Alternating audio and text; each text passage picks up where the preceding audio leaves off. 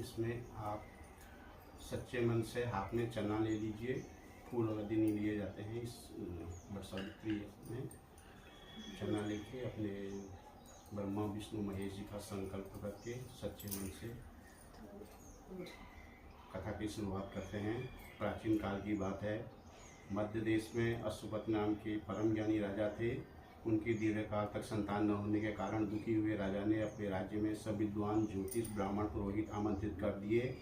सबका यथायोग्य सत्कार कर कहा, हे भविष्यदर्शी विद्वानों विप्रो, आप सब गणना कर यह बताने की कृपा करें कि मेरे भाग्य में कोई संतान है या नहीं। तत्काल राजा के प्रश्न का उत्तर देने के लिए विद्वान ज्योतिषियों ने अपनी अपनी ज्योतिष गणनाएं प्रारंभ कर दी। कुछ समय सब गंभीर होकर राजा की ओर देखने लगे। राजा ने कहा, आप लोग संकोच त्याग कर सच्ची बात कहिए। ज्योतिष बोले, हे राजन, आपके प्रश्न का उत्तर प्रसन्नता बढ़ाने वाला नहीं है, फिर सत्य को छिपाना नहीं है, आपको बता ही देना है। आपसे एक अत्यंत रूपवान बुद्धिमान धर्मपरायण कन्या उत्पन्न होगी। इसके अतिरिक्त वो भी अपने विवाह के 1 वर्ष बाद विधवा हो जाएगी। यह विधि का विधान है। ज्योतिषियों की भविष्यवाणी सुनकर राजा बहुत दुखी हुए। वे कन्या अपने राज्य की भविष्य चिंता में बहुत दुखी हो गई। कालांतर में राजा की एक कन्या उत्पन्न हुई। वह समयानुसार बचपन व्यतीत कर युवा हुई और विवाह योग्य आयु की हो गई। राजा अपनी कन्या के विवाह का परिणाम सोचकर भी दुखी हो गए। वे ये विचारने लगे कि कुछ बचाव का प्रयास किया जाए। ऐसा सोचते सोचते देव प्रेरणा से राजा को नारद जी का स्मरण हो आया। धर्मात्मा राजा ने आह्वान कर नारद जी को बुलाया और सारी बातें बताई। नारद जी कुछ पल विचार कर बोले, हे राजन, तुम अपनी कन्या के विवाह का दायित्व उन पर छोड़ दो। तुम अपनी कन्या से कहो कि वह अपने लिए स्वयं ही कोई योग्य वर तलाश ले। तुम्हारी कन्या जिस युवक को भी अपने भावी पति के रूप में तुम्हारे सामने प्रस्तुत करे, तुम उसी के साथ उस कन्या का पूर्ण शास्त्रोक्त विवाह विधि से कर दे। राजा ने अपनी कन्या सावित्री को बुलाया और नारद जी की बातों से बताकर पूछा, हे पुत्री सावित्री, तुम कहो तुम्हारा क्या विचार है। सावित्री बोली, हे पिता, मैं नारद जी के आदेश को प्रसन्नतापूर्वक पालन करूंगी। राजा को कुछ सांत्वना प्राप्त हुई। तब राजपुत्री सावित्री ने सखी सहेलियों दास दासियों अनुचरों सहित भावी पति के योग्य पति को ढूंढने में भ्रमण करना आरंभ कर दिया। अनेकों नगर वन प्रांत पार कर सावित्री एक छोटे से रमणीय जंगल में पहुंची। वहां पहुंचकर सावित्री ने अपना रथ रुकवाया। कुछ देर प्रकृति की सुंदरता को निहारने के बाद सावित्री विश्राम करने लगी। आंख खुलने पर एक वृक्ष की डाल पर बैठकर कुल्हाड़ी से लकड़ी काटता हुआ एक सुंदर बलिष्ठ गौर वर्ण युवक दिख रहा। उस युवक को देखकर सावित्री ध्यान के चेहरे और भावों में मुखाकृति और स्वभाव का अध्ययन करती रही। युवक का मौन निरीक्षण करते हुए काफी समय व्यतीत करने के बाद सावित्री ने अपने अनुचरों द्वारा उस युवक को भेजा। सावित्री द्वारा बुलाए जाने पर सत्यवान उसके पास आ पहुंचा। सावित्री द्वारा परिचय पूछे जाने पर सत्यवान ने कहा, हे राजकुमारी, मैं एक दलित प्रभावित कुलीन युवक हूँ। इस जंगल में रहता हूँ। मेरे साथ ही मेरे माता पिता भी रहते हैं। वे अंधे हैं। मैं जंगल में लकड़ी काटकर अपना बसेरा करता हूँ। इसी जंगल में रहता हूँ। मेरे साथ ही मेरे माता पिता भी रहते हैं। वे अंधे हैं। मैं जंगल की लकड़ी काटकर बाजार में बेचता हूँ। इसी से हम तीनों प्राणियों का जीवन निर्वाह होता है। मेरा नाम सत्यवान है। आप कहिए, मैं आपकी क्या सेवा करूँ। उस सत्यवान नामक युवक की शालीनता, शिष्टाचार और स्पष्ट वार्ता से सावित्री बड़ी प्रभावित हुई। उसने युवक के गुणों से प्रभावित होकर उससे विवाह करने का निश्चय किया। ऐसा निर्णय लेते ही सावित्री ने युवक से शांत गंभीर स्वर में विनम्रता पूर्वक विवाह का प्रस्ताव रखा। सावित्री का प्रस्ताव सुनकर सत्यवान ने कोमल नर्म स्वर में कहा, हे राजकुमारी, मेरे साथ विवाह करना आपके लिए उचित नहीं है। मेरे साथ ही आप भी दुखों और संकटों में घिर जाएंगी। इसके बाद सावित्री बार बार विवाह का आग्रह करने लगी। सत्यवान तरह तरह से समझाता रहा, लेकिन सावित्री ने हट करने पर सत्यवान ने कहा, समीप ही मेरी कुटिया है, वहाँ मेरे माता पिता हैं। आप उनके साथ चलें। अच्छा हो कि यह बात उनके सामने हो। सत्यवान के प्रस्ताव से उत्साहित होकर सावित्री उनकी कुटिया में गई। वहाँ सत्यवान के अंधे माता पिता ने भी सावित्री को हर तरह से समझाया, पर सावित्री ने अपनी ओर से उन्हें तरह तरह के आश्वासन कर विवाह की स्वीकृति प्रदान करने में सफलता प्राप्त कर ली। सत्यवान ने भी विवाह के लिए स्वीकृति दे दी। सत्यवान की कुटिया से लौटकर सावित्री अपने माता पिता के पास पहुंची और संपूर्ण वृत्तांत बता दिया। सावित्री अपने माता पिता से वार्तालाप कर ही रही थी कि उसी समय नारद जी आ पहुंचे। बोले, तुम अपना पति किसे चुना है? इस पर सावित्री ने पुनः सारी बातें नारद जी के सामने भी दोहरा दी। नारद जी बोले, सत्यवान एक गुणवान, रूपवान, सदाचारी, सज्जन पुरुष है, परंतु विवाह के 1 वर्ष बाद ही उनकी मृत्यु हो जाएगी। इसलिए हे सावित्री, तुम अपने लिए पुनः किसी अन्य व्यक्ति को चुनो। सत्यवान अल्पायु, कम उम्र में मरने वाला है। नारद जी की बात सुनकर सावित्री बोली, हे नारद जी, देव भय से मैं धर्म विमुख नहीं हो सकती। हिंदू नारी जीवन में एक बार अपने पति का चुनाव करती है।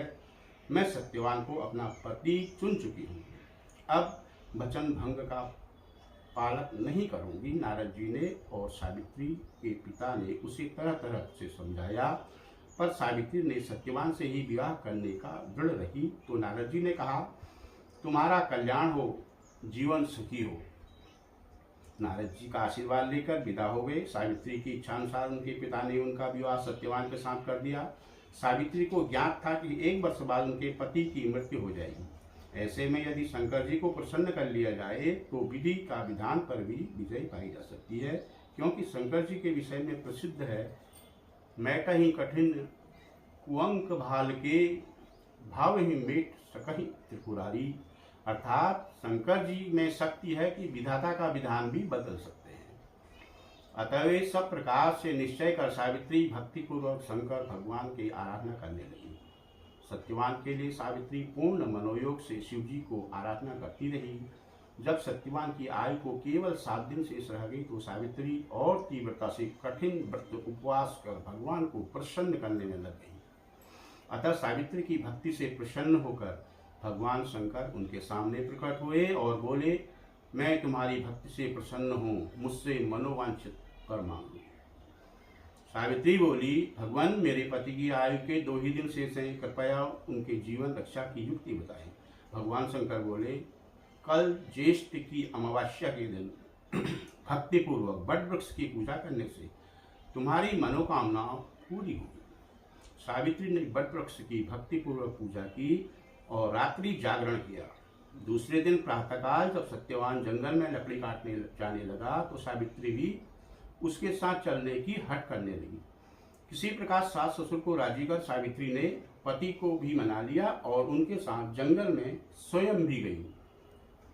लकड़ी काटने के लिए सत्यवान एक वृक्ष पर चढ़ा।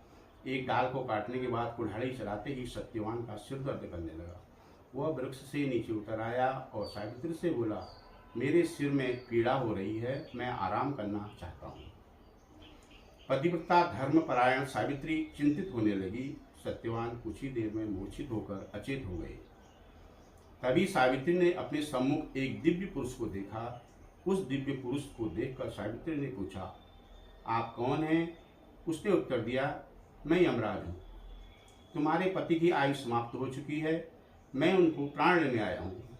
अपनी बात समाप्त कर यमराज ने सावित्री की गोद में अचेत पड़े सत्यवान के प्राण लेकर प्रस्थान किया। सावित्री भी यमराज के पीछे पीछे चल पड़ी। यमराज ने सावित्री को अपने पीछे आने से बार बार मना किया, पर सावित्री नहीं मानी। जब वह यमराज के पीछे चलती हुई बहुत दूर आ गई तो उसने अपना पीछा छुड़ाने का विचार किया।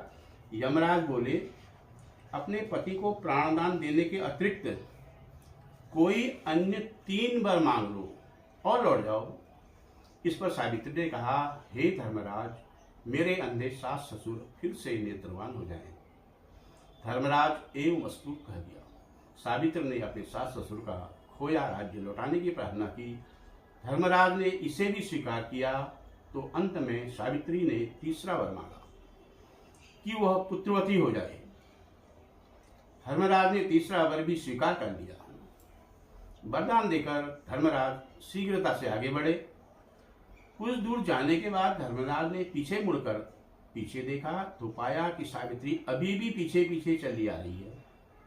इस पर क्रोधित होकर धर्मराज बोले, मैंने तुम्हारे 3 वर स्वीकार कर लिए, फिर तुम मेरे पीछे पीछे क्यों आ रही हो?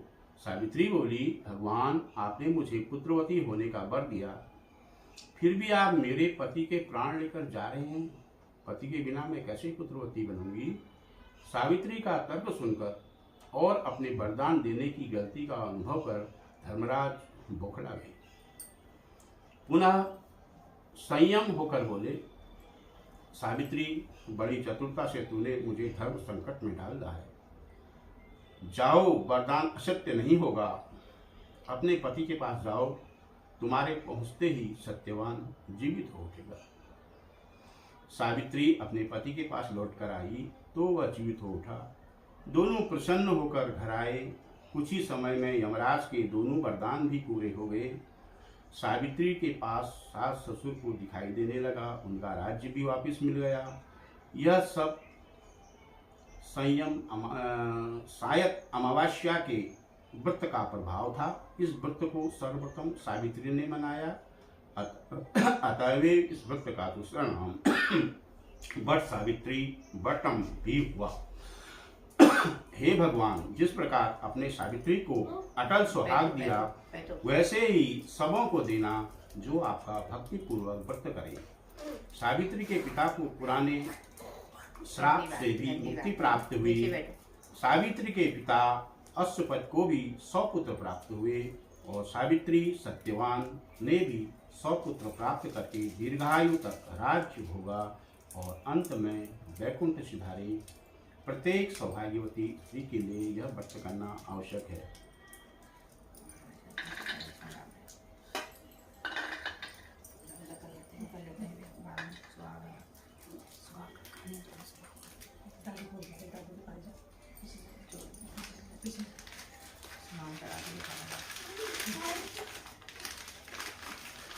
Thank you.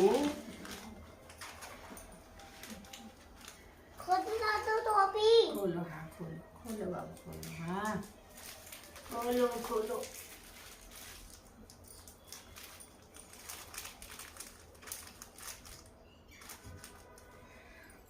इसके पश्चात आप ये डोरी वोरी लगाने के बाद 7 बार परिक्रमा कर लीजिएगा और डोरी भी बांध दीजिएगा।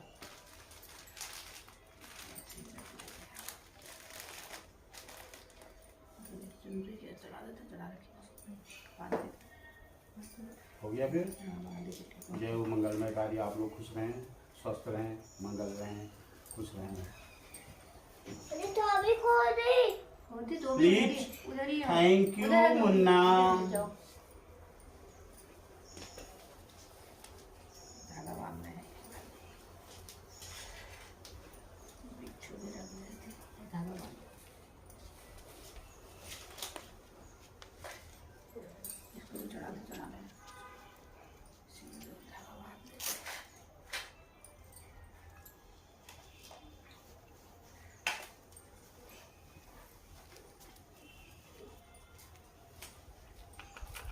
अभी कपड़े मत खोलना, हाँ पापा,